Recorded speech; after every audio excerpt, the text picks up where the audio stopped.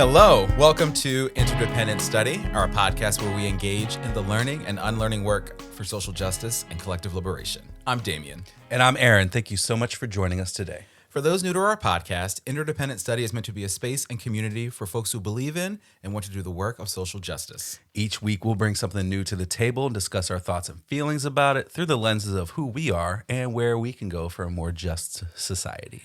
We want Interdependent Study to be a space where we're always learning with one another. And Aaron, my friend, you're up this week.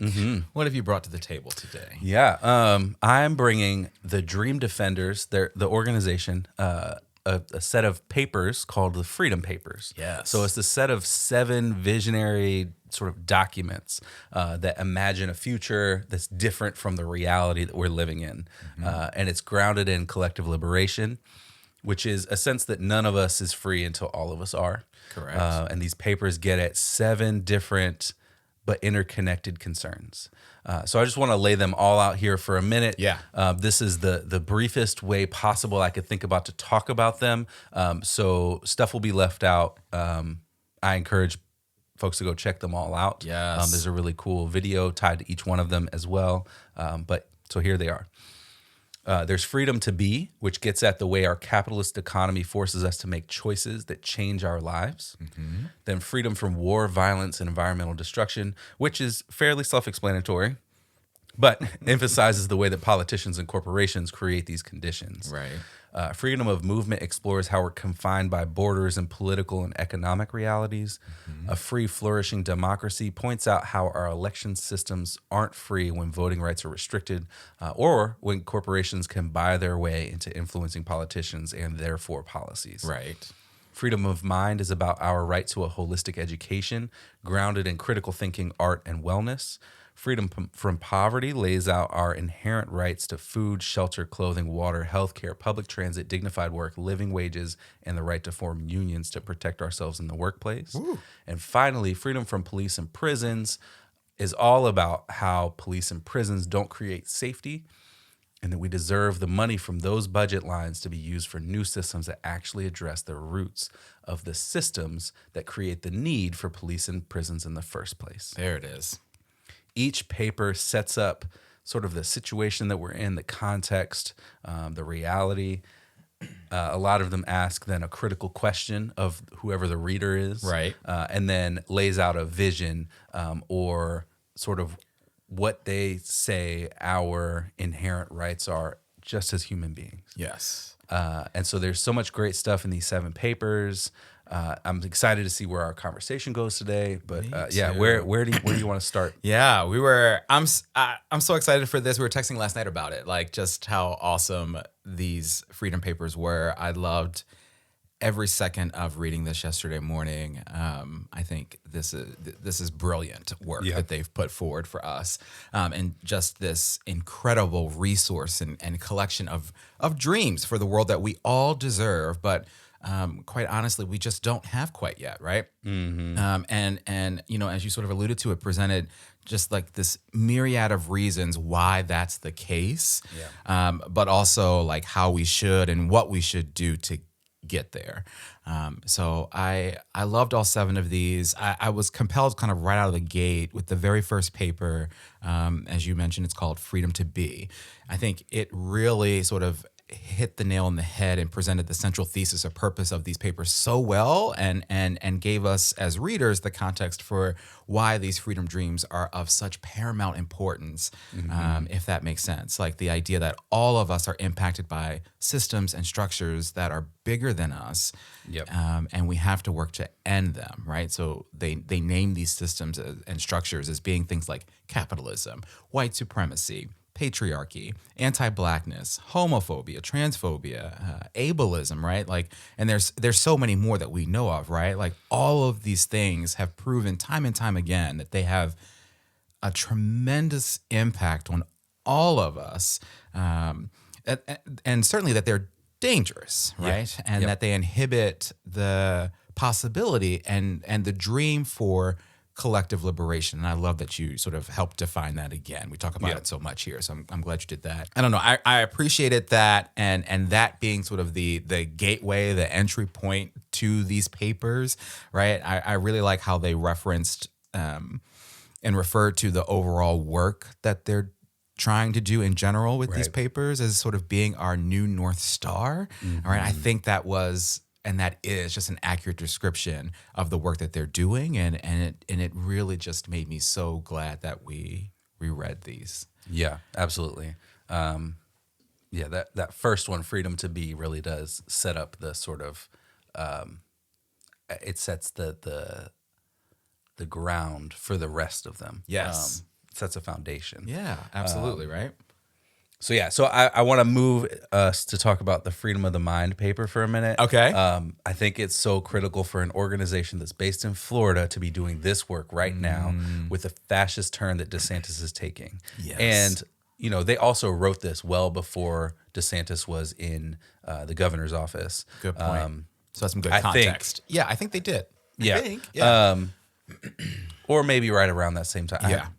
Certainly you know. well before he has sort of Yeah. carved himself out to be the fascist that he is. Right. And the points made in Freedom of Mind, I think, are true in a very broad sense. And then when you consider what is happening in Florida, it's even more pointed. Yeah. And given the sort of whatever that timeline might be, it's become more relevant over time too. Which is interesting because, you know, stuff just doesn't happen that way always. Right. But they point out the ways that curricula have been bled dry of any meaning, really, that teachers must dig into their own pockets to make a difference. They get at the ways that schools are underfunded across our country, and they envision a different world. They close by saying, quote, "By virtue of being born, each of us has the absolute right to fully funded, free public education that fosters critical thinking, art, and wellness from pre-K through college. Yeah. The end of standardized testing and raises for all public school teachers." And that's a world I want to live in, like that one, where we are thinking fully about what it is our education system is teaching, and like just sort of going full throttle for critical thinking, for people being able to express themselves through art, and people being able to focus on wellness for however wellness works for them. Yes. Right. Like all of those things, if we start there and we get somewhere really great. We get somewhere really great. Yeah. Yeah. I mean, I fully agree. I think you're right. Like to name the idea that it's a world you want to live in. It's absolutely our world I want to live in too. It's a world that we all deserve to live in, right? So I'm glad you brought this one up. I was also really drawn to the Freedom of Mind paper, and I'm sure that's partially because, you know, we're educators, right? And also partially because of exactly what you talked about and what we've certainly talked about here on the podcast as it relates to what's happening in Florida, right? Today, right? What's happening with DeSantis today, right? The Dream Defenders in that paper also opened it by talking about sort of the triple jeopardy situation we have in our schools right now, and I thought that was sort of it was fascinating to read that and to like kind of sit with that, because it's hard to hear, right? So there's so much clarity in the way that they talk about it. Yes, Yeah. right. The way they just name it and sort of bam, put it there, right? Yeah. So this triple jeopardy situation is, you know, our students are getting killed and arrested in schools, right? You think about all the mass shootings that that are happening in schools, and we seemingly cannot figure out a way to deal with that, right? And students are also getting arrested. We talk about the school to prison pipeline, right? Yep. So that's one jeopardy. The second is that there isn't sort of proper investment in our educational system across the board and in our students, right? Certainly in this idea of, you know, we're not paying our teachers well, you know, at all, right? So there's no real true proper investment. And then the last is this idea that there's like a miseducation happening for so many of our students as well, right, across the country. And to me, it's just so difficult to sort of watch and see that happen in our schools and with our children, you know, especially as we talk about the world that we want to see, because that world includes these children who will eventually grow up, right? You know? So I'm not surprised that you brought this one up, that it stood out to me, that it would be a topic of conversation for us, because I think, you know, it really speaks, I think, to the gravity of how important the vision for and the work related to education is as we have these kinds of conversations, right? You know? Yeah, absolutely. I think there was so much good stuff in that, and the clarity that they spoke there, I think that we just talked about, I think is true across all of them. Well, I actually wanted to jump back to freedom to be, Okay. because there's a question that they ask in the middle of the paper that I think is designed to stop you from moving any further. Yeah. Until you sit with it for a little bit. So the question is: ask yourself, who would you be if money wasn't a concern? Who would you be with if work wasn't a concern? Where would you live? What would you do?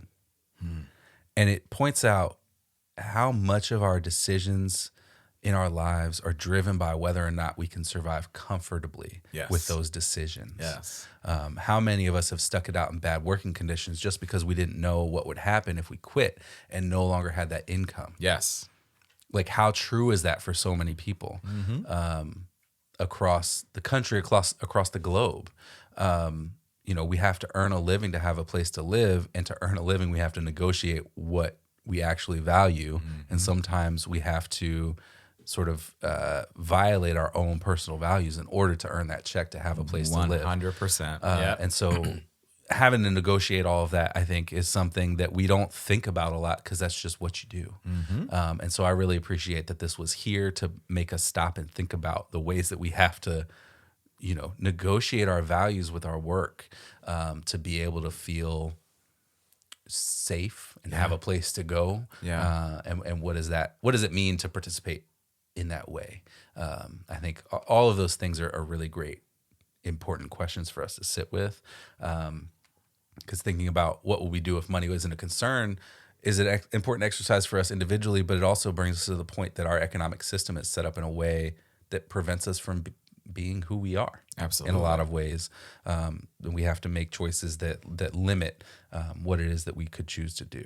Absolutely. Yeah. It also makes me think about just sort of the ideas of wealth and capitalism in our society now. And sort of, we have these sort of ultra billionaires, whatever that word is. I mean, just the extreme rich, right? But you have people, a large swath of the population really just sort of living paycheck to paycheck, really not able to make ends meet, or if they are, as you talk about, right, like making decisions that go against really what their dreams are, what their values are, right? What you could do if you ask yourself those pointed questions that they ask so brilliantly in that paper. I love that. This is so difficult because there's so much I think we could talk about from all of these papers, right? I almost texted you last night to say, like, we need to just do a second episode about this because there's we could spend time really diving in to each of those. So to each of them. The other thing that stood out to me, I'll pick one more: the Freedom from War, Violence, and Environmental Destruction paper. Yeah, I didn't think this would be one. As I read the titles, I was like, oh, I'm going to talk about that one, but I am, because I sort of sat and processed their incredible thinking and what they presented. And I hope I can articulate this in a coherent way, but, what they presented was just how interconnected these ideas of war, violence, capitalism, and corruption are, right? And how these things have had and have such a tremendously negative impact on people, both here at home in this country, as well as abroad, right? And so I highlighted this piece, and so I want to just read their brilliant words to you. So, quote, "Wars happen when the wealthy determine it, and we're always the ones destroyed by them. Corporations use war to make money, whether it be to take the resources it wants from another country or to destroy people and places that refuse to follow the program. At home, there are wars on the poor, on women, on the, quote, weak, the other, and on the family, have devastated us and normalized the notion that violence between us is common and required," right? And then later on, they say this, quote, "Corporations, lawmakers, and lobbying groups like the NRA use the majority of our federal budget to wage war at home and abroad while telling us they don't have enough for schools, libraries, food stamps, and housing. The U.S. government spends nearly 9 times more on war than it does on education, housing, and healthcare, and over 20 times more than it does on unemployment. These wars are waged in the name of our safety, but they don't keep us safe." Yep. I mean, just cold stone facts and truth there, right? I think it's just and these papers aren't very long, right? So it's just this brilliant and accurate summation of the impact of these things, these war, violence, capitalism, corruption on all of us, and why it's so important that we think about it, why it's been something that has inhibited our ability to get to the places that we want to be to achieve collective liberation, right? Yep. It was brilliant. Yeah, all of them were great, and I really like the way that they connected all those pieces that you mentioned there. I think is I don't know, just so well done. Yes. I appreciated reading through all of this. But let's shift our conversation here. Let's talk about how this applies to our everyday lives. Okay. So there's so much concise, sharp political analysis here of the systems that seem to rule our lives and how they're intertwined with each other, as we just mentioned. Yeah. So for me, this is a collection of positions that creates a vision for a world that works for everyone. And I think this kind of visioning is important for ourselves to think about how it is that we could fit into something like this, how it is we fit into this world that they're envisioning, Yeah. how it is that we fit into the work to get to that world that they're envisioning, but also for like organizations. You think about this is their vision, Yeah. and a lot of organizations would have a similar vision, but they have their own sort of North Star that they're following too. Yes. So how is it that those other organizations that aren't the Dream Defenders, hundreds of them, Yes. thousands, Really, yeah. what does their vision look like? Yeah. So yeah, what is it that we actually need? Who would we be without the pressures of our current economy? And then when we have that vision, how do we move toward it? How do we create that reality? And it's way easier to say this than to do it. Yes. But that's my application for today is like we all have visions for the world that we deserve. So let's state them. Yeah. Yeah. Let's lean into them too, right? Like, I love that idea that like this is a really great way, or they have set a vision for us, right? Yeah. So if you're lost, if you don't have sort of the language or a place to start, like this is a great place to start, and a place for us individually, as you say, but also for organizations as well, right? And so, yeah, I love that. For me, I couldn't help but be drawn to the ideas and the demands that the Dream Defenders presented in each of the Freedom Papers, and you alluded to this at the top, right? Like, in each paper, they talk about the rights that all of us should have and deserve. And I think these statements and these rights that they laid out are absolutely some powerful application from this, right? And what we need to have ingrained in our minds and continuously guiding the why behind the work that we do. So I wanted to just name all of them because I think they're worthy of mention. So it's the right to become our greatest potential, the right to live free of and from violence, the right to live where we want to live in order to find adequate housing, food, water, and live a full life, the right to vote in open elections and have the access to do so, the right to, and you mentioned this one, the right to a fully funded, free, public, and well-rounded education with well-paid teachers, the right to all those basic needs you mentioned, right? Adequate food, shelter, clothing, water, healthcare, public transportation, dignified work, living wages, access to unions.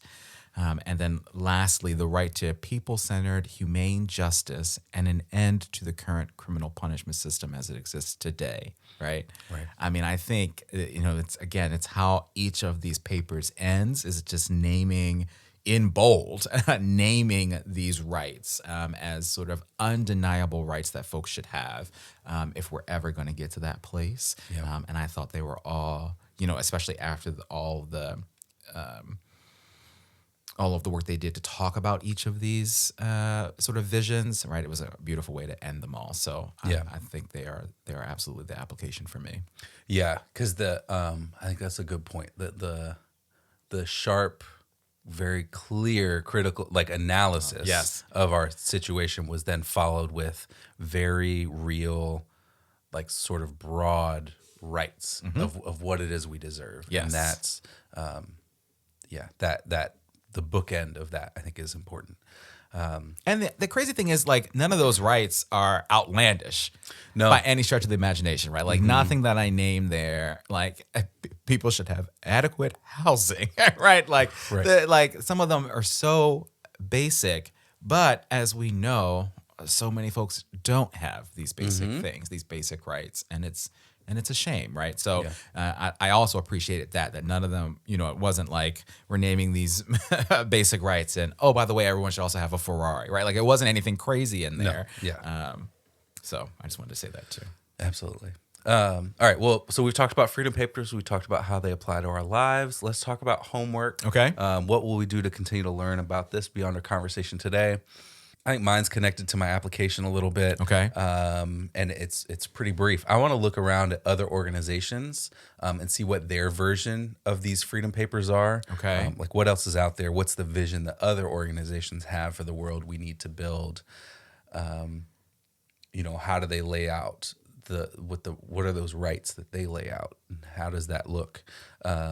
So yeah, that's where I want to go with my homework for this week. I love it. I love it. More work to be done. I was thinking for homework that I think these were so brilliant. I think I loved these freedom papers. So if you're listening, please check them out. I want to figure out how I can share them more broadly within my sphere of influence. I think there's a lot that we all can gain from these papers and what that might do as we continue to fight for and demand what we need to see. I'm also super excited just to do the work to learn more from the other initiatives that the Dream Defenders do, right? There's a lot, they're doing a lot of work around student debt relief, voter registration, voter rights, public safety, and so much more. And so I think there's a lot to learn from their efforts and certainly their, focusing on Florida, right? But there's a lot to learn, especially given all that's happening in Florida. I want to figure out what it is they're doing, how I might support that, and again, just sort of broadly see what I can learn from them. Yeah, they recently had a day of action called Can't Ban Us. Yes. So they're doing a lot currently. Yes, we shared that on our social media. Yeah. So brilliant stuff. Yeah. All right. Well, Damien, you're up next week. What are you bringing to the table in the next episode? I am.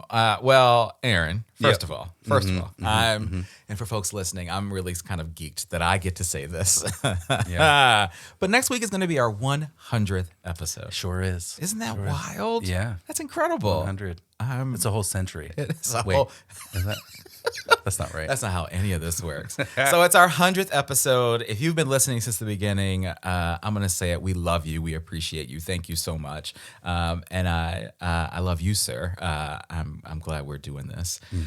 So for our 100th episode next week, wild, I'm bringing a book to the table for us to talk about. And I don't know if we mentioned this back when we read our last book, but you had this great idea that we should read more books and let's figure out a way to do that. And so we're hoping to read and talk about one book a month this year on the podcast, which is pretty exciting. So last month you brought Dr. Robin D.G. Kelly's Freedom Dreams to the table.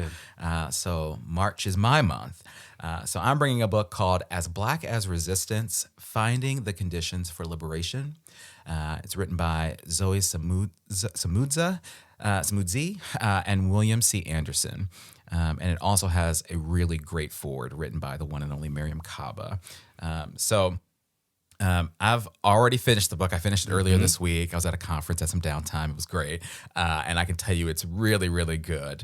So I can't wait for it to be next week. But let me just read the description of the book from their website, AK Press's website. So, quote, over the course of the United States history, resistance against oppression and the gains made from various struggles for everyone's equality have often been Black-led. However, liberal politics and the lack of strong leftist political power are two problems impeding the continued progress of Black America. Expanding on their original essay, The Anarchism of Blackness, Samudzi and Anderson make the case for a new program of transformative politics for Black Americans, one rooted in an anarchist framework likened to the Black experience itself. This is not a compromising book that negotiates with intolerance. As Black as Resistance is a declaration for everyone who is ready to continue progressing towards liberation for all people. So I think think that was a great description. Yeah. Good job, AK Press, or whoever wrote that. And I'm super excited to chat about it. I think it's going to be a great 100th episode for us next week. It is. Yeah. The book is really great. Excited to talk about it more next week. Very Absolutely. good. All right. So with that, we want to thank you for joining us today and for listening to Interdependent Study. You know what I'm going to ask you to do, but in case you forgot, please follow, leave a rating and review, share our podcast with the people in your life, follow us on social media, sign up for our email list to get notified about any new things we got going on behind the scenes. Yes. Thank you so much for listening. And remember, it's not about us, but it is about us. And we'll talk to you next week.